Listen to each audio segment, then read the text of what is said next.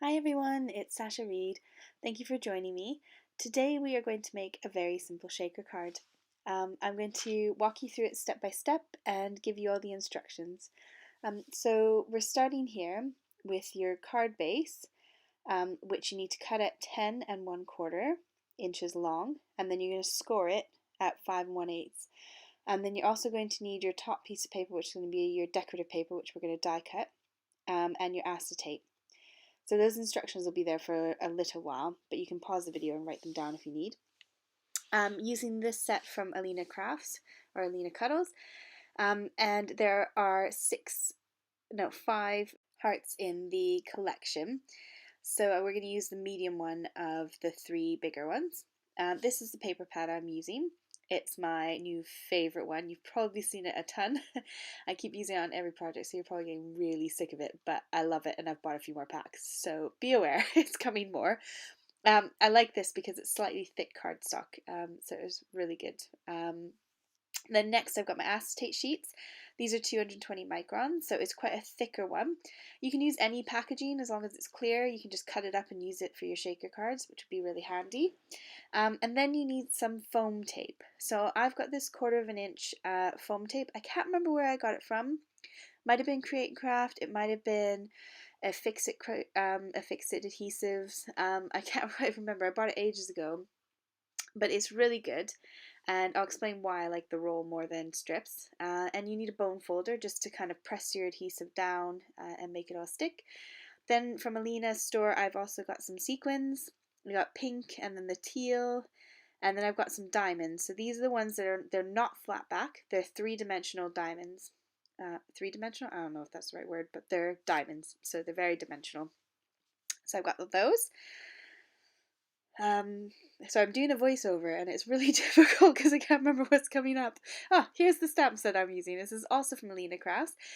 Everything I've used in this video in terms of supplies has been from her shop. They are all things that she has sent me for my design team package. And so yeah, I've used them all in this video. I've made this simple card. So we're starting with cutting a card base, and I do skip through bits of this so you don't have to sit there boringly and watch me cut everything. So here's our card base, and you can score it at 5 1/8, or you can just fold it in half like I do, which can go pear-shaped, but there we are. And then this is the cardstock I've used. It's from my favourite store in the UK, Limetree Crafts. It's a really, really thick cardstock. It works really, really well for being a card base. And then there's my decorative paper that I've chosen from my paper pack. And I cut this down to 5 by 5. And then we are going to then die cut our shape out of that. So that's going to be on the top of our card. Oh, it's going a bit slow here. There we go. There's the paper. So then you want to cut your pink paper. This is the bit that's going to show through that you're going to stamp on. So you want to cut that just slightly smaller than your top bit, just so that you can more easily stick it under. So you can see the edge I've got here. You want roughly that amount around the edge, so it's easier to adhere it once you've got all your foam and your bits for the inside. And there's my acetate, which I pre-cut so I could speed up things. So then you're going to take your heart, place it in the middle, or whatever shape you've got. Any shapes will do. You just want a nice big solid shape that cuts the middle out. I like this one because it's got the creased edge. This is my post-it note tape from AliExpress that I bought. I'll try and link it below if I remember. And I just stick it on so that it keeps it in the center, and I've eyeballed it. You could measure and stick it on, but this is, I can't be asked. So then I've run it through my Big Shot. And there's the middle bit, which I'll save for another project, but that's the bit we want. We want the outside bit. So tuck all that to the side, and there we go. There's the middle bit, and then I'm now going to stick some adhesive on. Now you can use probably anything, but I would recommend a tape adhesive. If you use a liquid, it's going to take a while to dry. It might not dry so well because this is what's going to stick on the acetate. So I like to use some kind of tape adhesive, some kind of strong tape. Now I went through my stash, and this is a 1/4 of an inch tape. And I have got an absolute ton of it. I had no idea I had so much. So I'm using it like mad to try and use it up because I've just got too much. So here I've stuck down the tape, and I'm lifting it up using my picking tool just to kind of make it easier to lift it.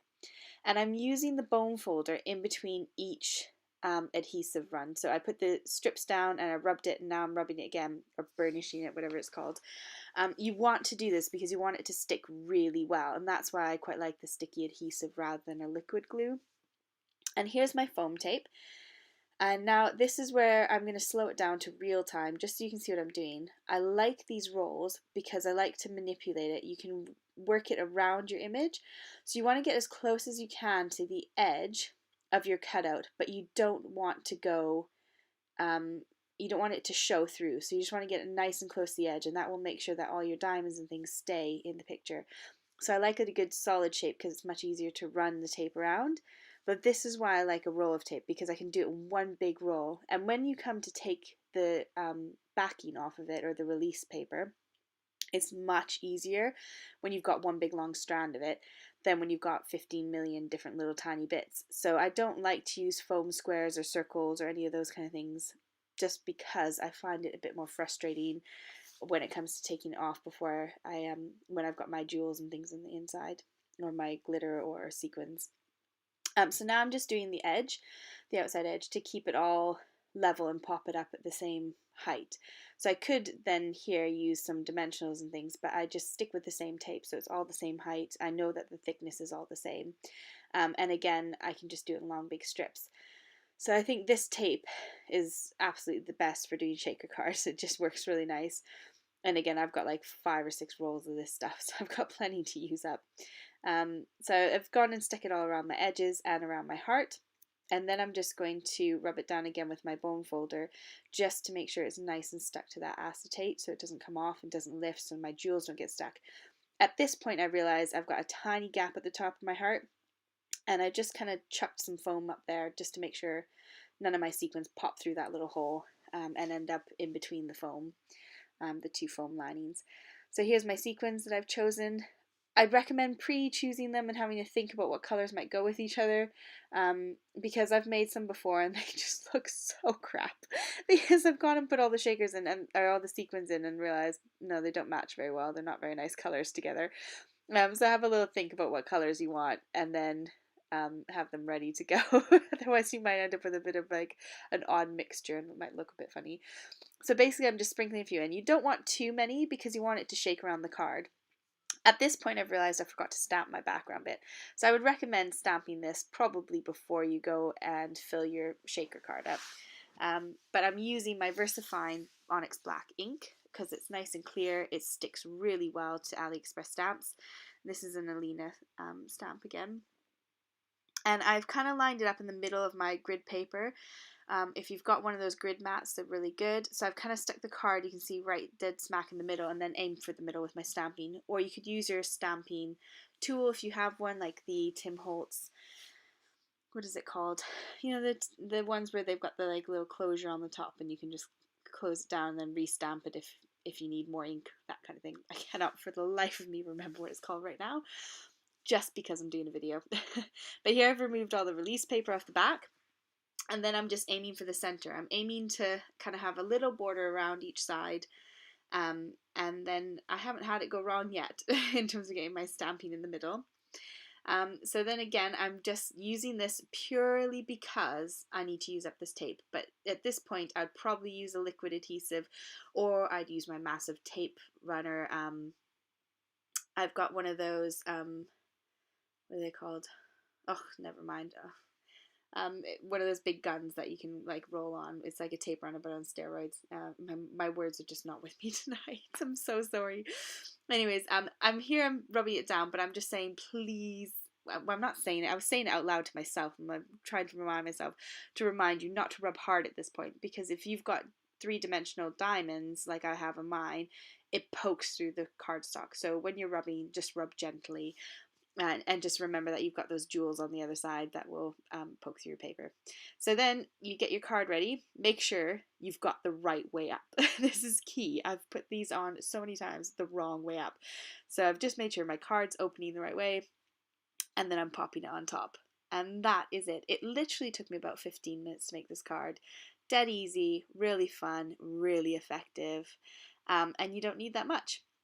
So that's the end of my card tutorial. I hope you've had a good time. Please drop me a comment below. I get really nervous about these voiceover ones because it's really hard to remember what in the heck is coming up in the video, and then I've got to slow things down, speed things up, and make it so it's not, the longest video in the world. But that's the end of my video. And I've got another one here to show you as well, where I did it with the butterflies and a slightly different stamp set. But they're really quick and easy and lovely. And now I want to show you another card that I made just before I say goodbye. I had to make a get well soon card for a friend at church, and I had to make a quick big card that everyone at church could sign. And so I did this one with Alina's new letters, and it worked a treat. So I hope you enjoy that as well. This was an A4 card, so it's quite big. But thank you for joining me. See you again soon. Bye!